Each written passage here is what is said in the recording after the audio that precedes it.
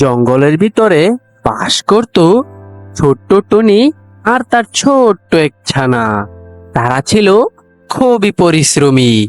তারা তাদের জমিতে চাষবাস করে তাদের জীবন চালাতো। তারা একদিন তাদের জমির বীজ নিয়ে একটা গুহার ভিতরে রেখে দেয়, যেন ওই বীজগুলো বৃষ্টি হলেও কোনো ক্ষতি না হয়। আমরা কেন এই বীজগুলো এখানে রাখি? যদি কেউ এসে চুরি করে নিয়ে যায়? না রে বাবা, এখান থেকে কে এসে চুরি করবে? বরঞ্চ এইখানে আমাদের এই বীজগুলো আরো সুরক্ষিত হয়ে থাকবে। ও, এই তাহলে তোমার বুদ্ধি। হ্যাঁ, চল এবার বাড়িতে ফিরে যাই। তারপর টুনি তার ছানাকে নিয়ে বাড়িতে ফিরে যায়, আর টুনি মাঝে মাঝেই দেখতে আসতো যে তার দানাগুলো ঠিক আছে কিনা। একদিন হঠাৎ করে জঙ্গলে বৃষ্টি চলে এলো, আর ওই বৃষ্টি একটানা 2 দিন হলো। আর এই বৃষ্টির জন্য টুনি তার দানাগুলো আর দেখতে যেতে পারলো না। মা, বাইরে তো খুব বৃষ্টি হচ্ছে, আমাদের দানাগুলো তো আমরা আর দেখতে যেতে পারিনি। আমিও তো তাই ভাবছি, আমাদের বীজগুলো তো আমরা তো আর দেখতে যেতে পারিনি। কি যে হবে আমাদের বীজগুলো? তুমি কোনো চিন্তাই করো না, আমাদের তো ঈগল মহারাজ আছে, তার থেকে সাহায্য চেয়ে নেব আমরা। হ্যাঁ, তা তুই খারাপ বলিসনি। 2 দিন পরেই বৃষ্টি থেমে গেল, আর টুনি তার ছানাকে নিয়ে চলে গেল ওই বট গাছের নিচে। গিয়ে তো তাদের চোখ কপালে কেন পেয়েছি নেই ওইখানে, তাও একটা আছে, সেটাও অন্য গাছের বীজ। টুনি তো ওইখানে এটা দেখে কান্না করতে থাকে, আর ওইখান থেকেই রাগ হয়ে টুনি উড়ে চলে আসে ওই বীজটা না নিয়েই। আর ওই টুনির বাচ্চা কোনো উপায় না পেয়ে সেই বীজটাকে নিয়ে তাদের জমিতে বপন করে দেয়। আর কিছুদিন পর তারপর প্রায় 1 সপ্তাহ কেটে গেল, আর টুনি তার জমির দিকেও যায়নি। তারপর হঠাৎ একদিন টুনি তার জমিতে এসে দেখে যে এক বিশাল গাছ জন্মেছে তাদের জমিতে। আরে, এত বড় গাছ আমাদের জমিতে কোথা থেকে এলো? আমি তো এই জমিতে কোনো গাছই লাগাইনি। মা, ও মা, এই জমিতে তো আমি একটা বীজ লাগিয়েছিলাম। তারপর টুনি ওই গাছের কাছে যাওয়ার সাথে সাথে গাছটা নড়ে চড়ে ওঠে, আর গাছের গোড়া থেকে কি যেন একটা ভেসে ওঠে।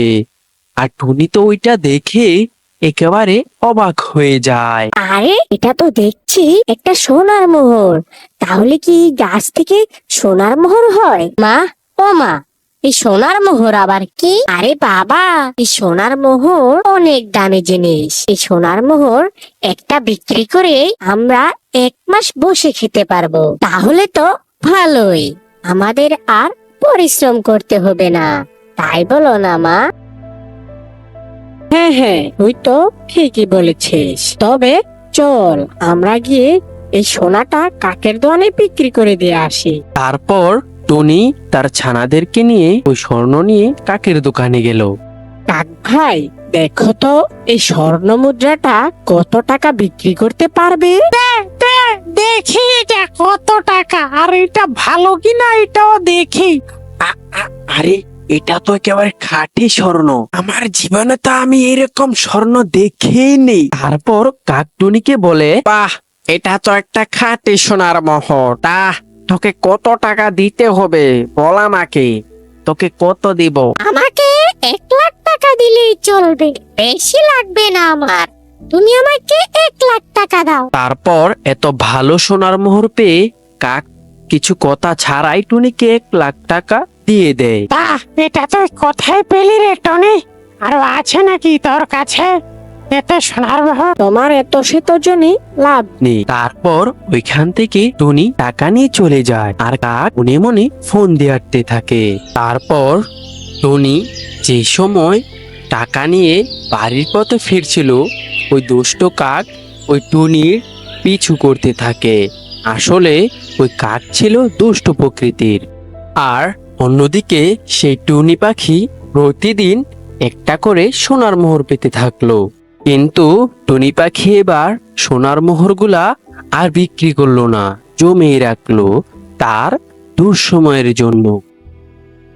একদিন রাত্রে করে টুনি তার ছানার সাথে কথা বলছিল। মা, ও মা, আমরা তো ওই বট গাছের কাছে এখন আর যাই না। হ্যাঁ, তুই ঠিকই বলেছিস। আমরা তো আজকে এত সুখে শান্তিতে বসবাস করতেছি একমাত্র ওই বট গাছের জন্য। যদি আমরা ওই বট গাছের নিচ থেকে এই বীজটা না পেতাম, তাহলে কি আর আমরা এত সুখে শান্তিতে বসবাস করতে পারতাম? আমরা তো বীজের অভাবে চাষবাস না করতে পেরে না খেয়ে মরতাম। মা, আমরা তো ওই গাছের গোড়া থেকে অনেক কিছু পেয়েছি। আমরাও চলো ওই গাছকে কিছু একটা দেওয়ার ব্যবস্থা করি। ওই গাছকে আমরা একটা উপহার দেওয়ার ব্যবস্থা করি। আরে, কথাটা তো তুই মন্দ বলিসনি। আমি তো তা চিন্তাই করতে পারিনি। বেশ, আমরা তাহলে ওই গাছকে একটা উপহার দেব। আর অন্যদিকে সে কাক বাসার নিচে দাঁড়িয়ে দাঁড়িয়ে টুনির সব কথা শুনে ফেলে।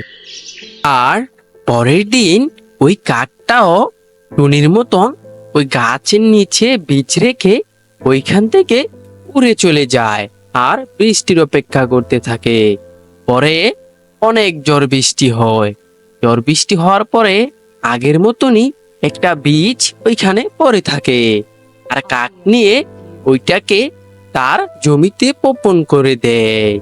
তারপরে বেশ কিছুদিন কেটে যাওয়ার পরে টুনির মতনই একটা গাছ জন্ম হয় তার জমিতে।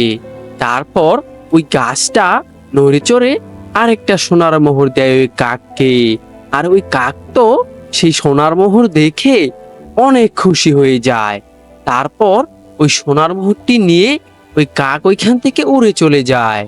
আর তার ওইখানে এসে তার জুয়েলারির মাঝে ওই সোনার মোহরটা রেখে দেয়। আর কাক মনে মনে ফন্দি আঁকতে থাকে যে একটা একটা করে সোনার মোহর আনলে তো সে বড়লোক হতে অনেক দেরি হয়ে যাবে। আরে, আমি কিসের একটা একটা করে সোনার মোহর আনছি? একসাথে যদি অনেকগুলো সোনার মোহর পাই, তাহলে তো আমি মুহূর্তের মধ্যে বড়লোক হয়ে যাব। আমি এক কাজ করি, ওই গাছটাকে উঠিয়ে ফেলি ওইখান থেকে, তাহলে তো অনেক সোনার মোহর পাবো। আর কাক পরের দিন একটা কুড়ুল নিয়ে গিয়ে ওই গাছটাকে কেটে ফেলে আর দেখে ওই গাছের নিচে কিচ্ছু নেই। তারপর কাক হতাশা হয়ে তার জুয়েলারির দোকানে যেতে থাকে। আর তার জুয়েলারির দোকানে এসে দেখে তার ওই জুয়েলারিগুলো মাটি হয়ে গেছে। আর তা দেখে ওই কাক কান্না করতে শুরু করে। তারপর ওই কাক যায় টুনির কাছে। আর টুনি কাকের এই অবস্থা দেখে কাককে বলে যে, দেখলে তো, বেশি লোভে কি হয়, এইরকমই হয়। বন্ধুরা, তোমাদের কাছে আজকের গল্পটি এরকম লেগেছে অবশ্যই কমেন্ট করে জানাতে ভুলবে না কিন্তু। আর আমার এই চ্যানেলে যদি তোমরা নতুন হয়ে থাকো, তাহলে চ্যানেলটিকে সাবস্ক্রাইব করে দেবে আর ভিডিওতে কিন্তু একটা লাইক করে দেবে। বাই বাই বন্ধুরা।